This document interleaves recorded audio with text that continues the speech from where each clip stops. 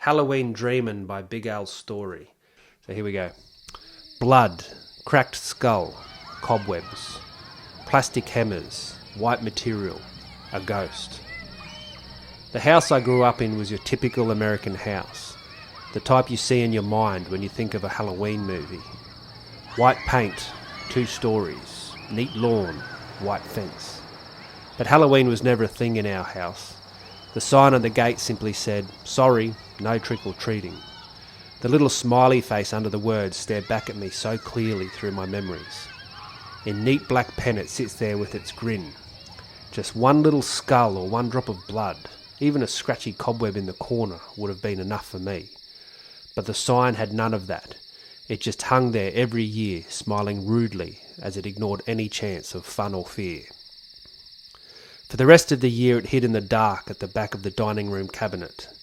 It never showed any signs of life. It was like a dead piece of corflute resting in its crypt, just waiting for that one day a year to rise again.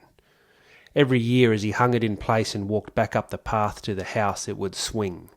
When it settled in its place on the gate, its face seemed so sure, absolutely convinced that no life would venture inside. I didn't hate them, but sometimes a fantasy waltzed through my brain. They fed me and clothed me and even loved me, but my fantasy didn't take any of that into account. My foster parents were good people, but every year my thoughts grew until it became a fully fledged horror story. I would never really wish that my parents were dead, but the thoughts just pushed their way into my mind like 2 naughty teenagers jumping a gate. In my fantasy, their hushing whispers coalesced in the dark, their plans remaining unknown. They knew it would be something big, something that would take generations to be forgotten. But they didn't know exactly who or what it would be. Trick or treat. Their little minds fed on a demonic game that was far bigger than just the 2 of them. Their feet landed on the front path as the smiling sign shook in its place. It wasn't scared. It was more annoyed that someone made it past. Creeping up the side path, moonlit glimmered off their knives. Behind the cheap plastic of Halloween masks and deep breathing, their whispers silenced into a deep jittery excitement. Cracking the window, their feet thudded down quietly on the carpet. Blunt objects quietly removed from on top of the dining room cabinet. First the blood dropped on the carpet, and then splattered on the inside of the glass. The trick-or-treaters were starting to go home, but if anyone saw the house from the street, the window glowed a seasonal red. In a moment of uncharacteristic nerves, the 2 intruders decided to turn the lights off. The thumping and slicing continued. Short giggles disappeared into a dark cavern of hacking. Somehow, within the darkness, they both knew their trick was complete.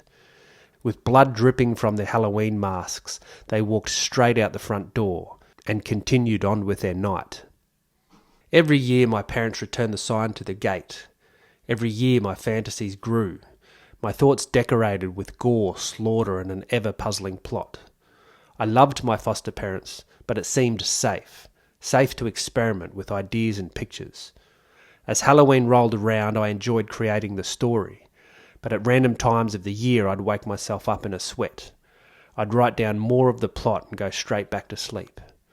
I'd sleep deeply until the fantasy popped its head back into my dreams again. Eventually there were innocent detectives that were pulled into the darkness of my thoughts. When they arrive in the morning, the front room has dried to a dark red and smells of human salt. The 2 detectives both had brown hair. The man's eyes green, the woman's brown. They moved slowly around the scene with their notepads. A solid duo interested only in the facts, not the gore, not the media hype, not the blood. Every one of their decisions made simply to solve the case laying before them. To solve the puzzle would be to right the wrong of the room they found themselves in. 2 teenage suspects were questioned individually. They giggled and couldn't come up with any reason stronger than, it was just a bit of fun.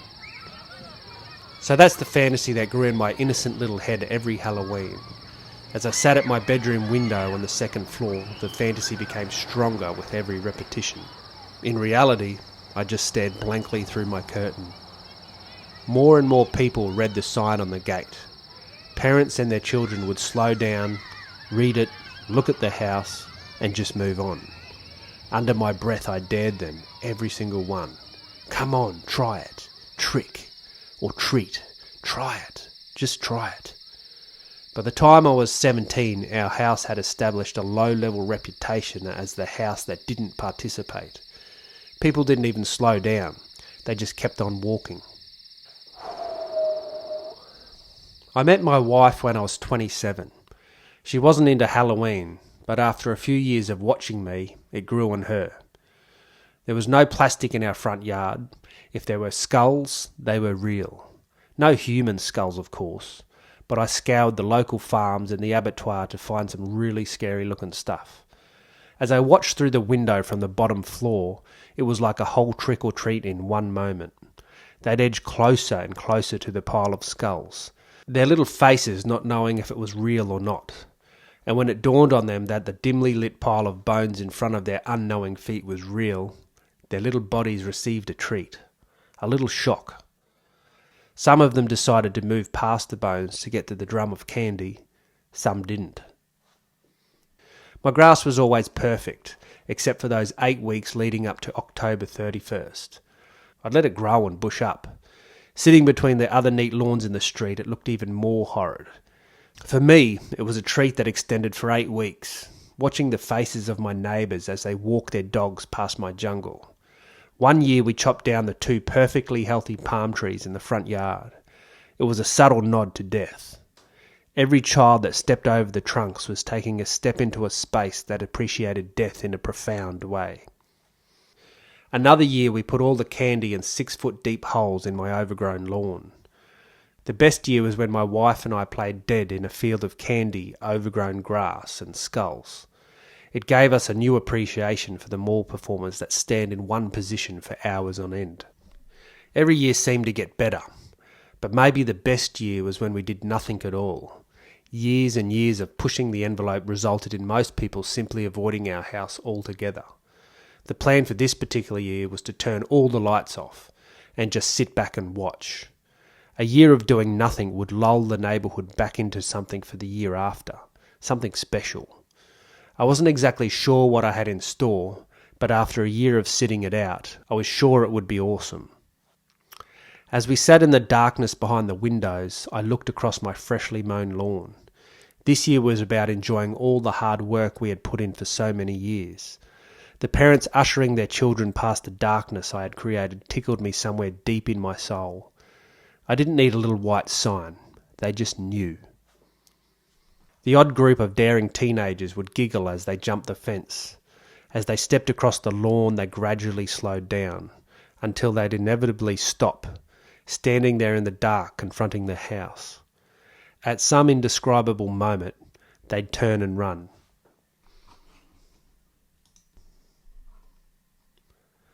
A little boy dressed as a skeleton stood at the sidewalk with his parents. All 3 of them just stared. He took 1 step towards the gate, and then another. Turning to look at his parents, they shrugged their shoulders nervously. Another step, and another, and he was at the front gate. Opening it, he stepped slowly through. Once inside, his little white pillow filled with candy bounced off his leg. Every step was nervous, but consistent. He was heading straight across the lawn for the front door. He stopped perfectly in the middle of the yard. Turning to look at his parents, a small crowd had started to form. Another step forward. The front door smashed open. My voice raged straight past me. My feet landed on the lawn. As fast as my legs could move me, they pushed me towards his body. Ah! My arms swaying back and forward like a blood-raged orangutan. He stood there, frozen. Another booming scream delivered itself straight to his little face, and he broke. He dropped his pillowcase and sprinted for the gate. By this time I had caught myself. I was frozen. I could see the crowd growing. I gifted the audience a few theatrical rahs and self-preserving smiles as I walked backwards across the lawn. The murmurs grew, and as my door slammed shut, they erupted into a slow protest of hisses and boos. I sat back on my chair in the dark. My wife couldn't see the tears streaming down my face, but we could both hear them.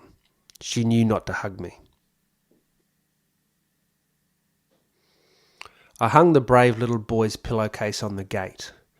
After a few weeks I removed the dried out candy. It sat there empty for another 6 months. To begin with, it felt like a surrender flag, but as it aged, it faded into a mouldy rag. It would soon be a real-life Halloween prop. I know the community didn't like it, but I didn't care. I don't know who eventually took it. Could have been the brave little kid, some adventurous teenagers, his parents, a dog, who knows. After many long conversations with my wife, I resigned to the fact that we would probably never know, but she didn't quite understand. Even though I didn't know who removed it, seeing it gone somehow took a piece of me. That little rag was a piece of me, and now it was gone. I needed to find out. Even though I fantasized about the death of my foster parents, I knew they were good people. I hated them for far more than just stifling my Halloween dreaming, but deep down I loved them. I had no other choice. That's simply the way it was. Mum passed away a few years ago. Dad has been seeing his last few years in a nursing home on the west coast where I grew up. I sat on his crispy white bed sheets as he sat near the window. Like a fake cobweb, the curtains blew lightly against his chair. "I didn't think you'd ever need to know," he said. "Well, I do want to know. I need to know." He pulled his gaze from the window and pushed the blue of his eyes at me. He started talking as he looked back into the distance. "You were just over 14 months old. You'd just started walking. Around midday of February 16th, no particular date of importance. Just a date." He paused and looked further out the window. "Just another random date," he said. "What happened?" I asked. "Your parents didn't die in a car accident." His revelation didn't shock me at all. I definitely knew they didn't die in a car accident. "Well, how did they die? What happened?" "Two teenagers from the local school. They walked straight in the front door. The detectives said they were probably let in. They also said they'd seen nothing like it." "Like what?" I asked. There was no reason, no explanation, no revenge. That's what's wrong with the whole thing. It just never made any sense. Blunt trauma started it. My father looked at me longer this time, like his every word was cautiously battering my skull. "The detective said they still had to be conscious to get that much blood around the room. They looked like they'd been in a car accident. But they hadn't. Two mindless teenagers simply walked in, killed both your parents, and walked out." "So where was I when all this happened?" He looked at me deeper again, not wanting to hurt my fragile little head. "It was on the East Coast, pretty close to where you bought your house. Your mother and I brought you all the way over here, as far away as we could. But where was I? Where was I when they were killed?" "You were there. Later in the interviews, both of the teenagers said they had no idea you were in the room. You didn't make a noise." "So what happened?" "Me and your mum tried to protect you from knowing all this, but I guess we failed." "Don't be silly, Dad. You know I love you both." He continued slowly. "I was out for my daily walk when I saw the front door. It was open just a little bit. Everything looked normal, but I had a feeling. Something was wrong. Your parents never left the door open. When I got through the gate, I could hear you screaming. When I got in the front door, I could barely see the blood. As far as I was concerned, I stepped into a room of screams." He looked back out the window. "You know I'm not a superstitious man, but when I stepped into that room, I was in your head. The screaming. The screaming. It's never gone away. Dad, I've never left that room. When the detectives asked questions, I couldn't answer anything. All it said in the report is that I could hear your screaming. Over the years, I've slowly rebuilt in my mind what the room looked like, but all I could hear in that room was you. I found you in the cot upstairs. There were bloody handprints all over the blanket they wrapped you in, with your little body, your tiny pillow, and all your memories. They just put you to bed.